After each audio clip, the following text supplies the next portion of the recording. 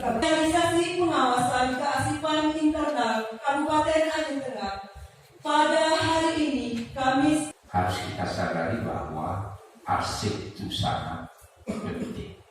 Arsip itu adalah memori terkait dengan tugas pokok dan fungsi yang kita harus lakukan. Arsip terkait dengan data itu sangat penting. Artinya di dalam bagaimana kita merumuskan kebijakan daerah. Pada peserta mari kita tekuni dengan sebaik-baiknya dan nanti ketika pulang di SKPK masing-masing, tularkan ilmu itu kepada sahabat-sahabat kita di dinas kita masing-masing. Dari Kabupaten Aceh Tengah yang telah